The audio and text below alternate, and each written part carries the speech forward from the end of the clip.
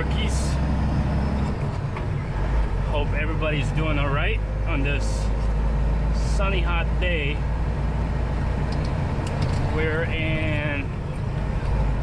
We're close to Chicago. I'm about to get on 290 up here, and now we're gonna head towards home. Today is Wednesday. The date is the 11th, 9/11. Not a good date. Bad things happen to good people, right? Gotta remember those that fell on that day. Messed up world we live in, huh? But what's going on is, as I said, we're going home. O'Fallon, Missouri. Have a delivery of it's like soda drinks or whatever the case may be. It's decently heavy. It's 42, but as long as I'm 300-400 miles radius of St. Louis, I really don't worry about the weight, because there's not that many hills or mountains or whatever. Like yesterday I was in North Carolina, going through Virginia up there in 77. Yeah, that's something you got to keep in mind on the weight when you're booking the loads. Which kind of brings me to dispatching topic. Obviously, you know, in the future my goal would be to build up enough capital to have a company and to drive the minimal amount and then dispatch from home.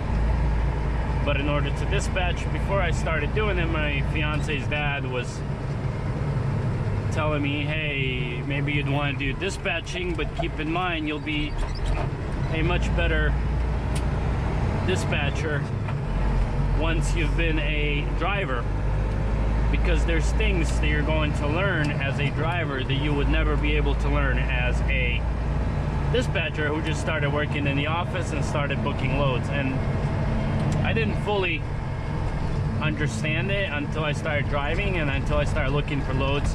I still, to this day, I book loads for drivers.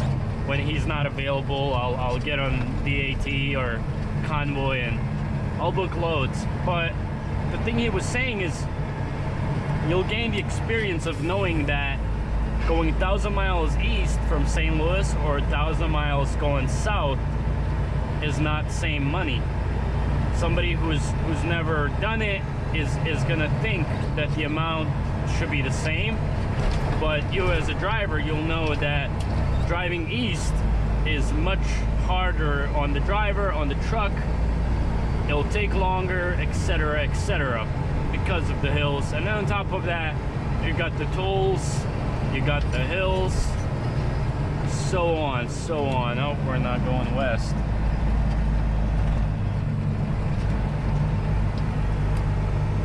For some reason, the whole time I'm thinking that I'm going west, even though my GPS shows east.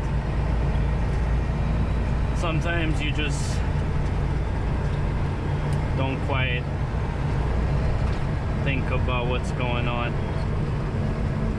And I'm paying attention to the road. I can talk and drive. That's not the case, but as I was saying, there's things that you just learn as you go through the business, and you see that this is something that you can implement to your advantage when you're booking loads. Or like, you know, shippers and receivers. If load is booked through like a small shipper, like a mom and pop's factory or something, it's most likely a first come first serve, and you could just go in whenever. Versus, you know, if you book a load with Walmart, you'll know that it's strict by appointment. The chances of the driver being there for quite a bit of time is much greater, etc., etc. And there's a lot of those things that you can just learn from experience. I'm I'm sure eventually, as a dispatcher, you could still learn a lot of those things as well as just a dispatcher and not having to be a driver, but I think it's much better to get the hands-on experience. It's kind of my thoughts for today. I went up here to Illinois. I was in Joliet this morning and I emptied out. And then I went up here, got some Chipotle just earlier, which was nice. Got the DoorDash. As soon as I got in the truck and I was about to eat, the light turned green. Well, you know, I had to finish my food and then I left. Oh yeah, as far as the steering wheel, there's a, I guess you would call it bearing, however you say it, underneath here, under the steering wheel inside the cab, that I think needs to be replaced. The steering box was serviced and was overhauled, I believe. So I don't think the steer box is the issue. There's not much play in the hood area if I pull on it, but it's inside the cab. Because I mean, it shakes this way, up, down. There's nothing going left, right. Alignment was done. New, is it drag link? Is what you'd call it. People are just rude, man. Like, you know, I'm trying to switch over so these guys can merge onto the highway, and people are just inconsiderate. It just amazes me. The link that goes from one wheel to another, the long bar, that was replaced. Alignment was done. It's got new tires in the front. You know, all of those things are kind of out of the question.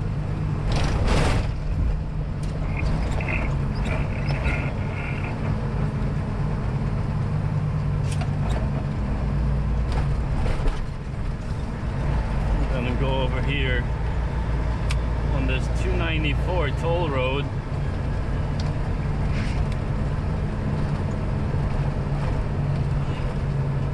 I hate how it's coins and there's not a booth to just pay someone. We'll see how much it is once we get to it. Today is kind of a relaxing day. I haven't been much on the road. When I say much, I haven't driven much would be a better, you know, answer to that or explanation. I've only done,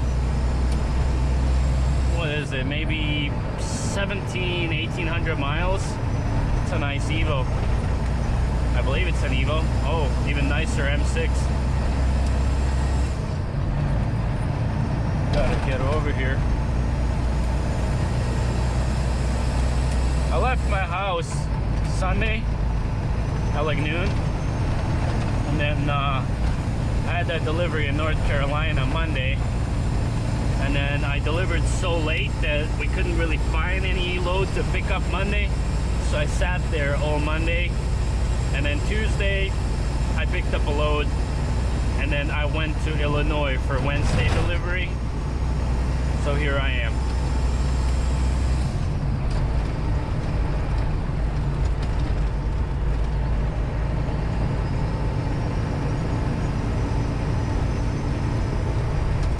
To this toll, see if they have quotation mark humans working here.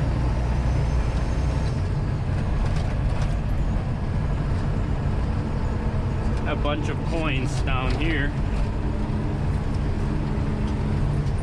I'll have to figure that out, but I think they do have boots here. We're about to find out, I guess. Cash go right.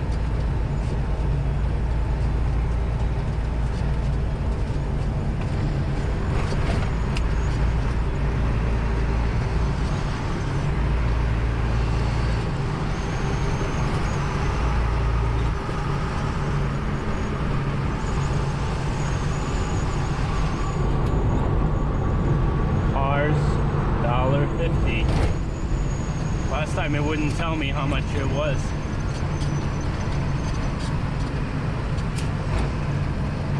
We're about to find out, I guess.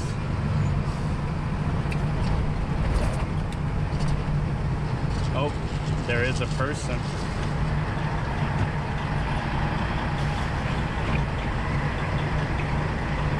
Grab my wallet. I think it's like $3.50.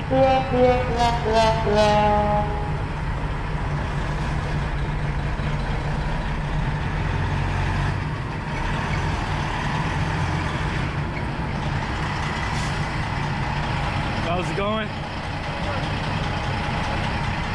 How much is it? $6.65. $6.65?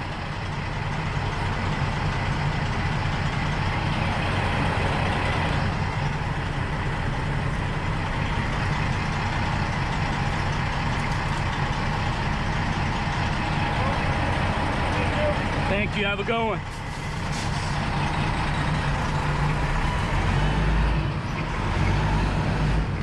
He was looking at me like, why are you recording me with that thing?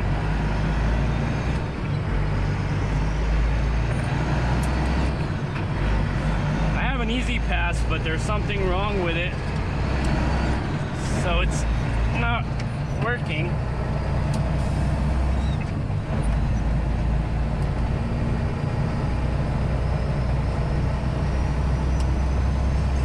So I've been stopping for cash. Just to give you an idea on the tolls amounts, I came here from North Carolina. I went through West Virginia, and through West Virginia there was $50 of tolls. Chicago doesn't have a lot of toll. PA has a lot of toll. New Jersey, all of those eastern states up there have a bunch of tolls.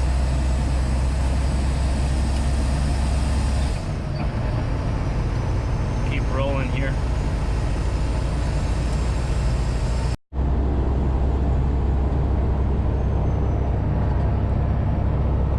But yeah, it's been a simple ride along video.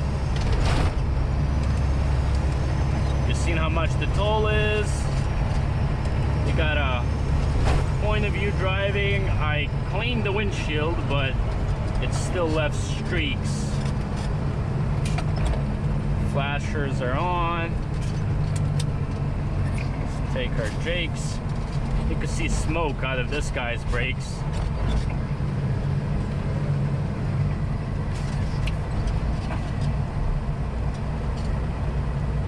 He was braking real hard. I don't know why people can't just turn on their flashers when things like this are going on.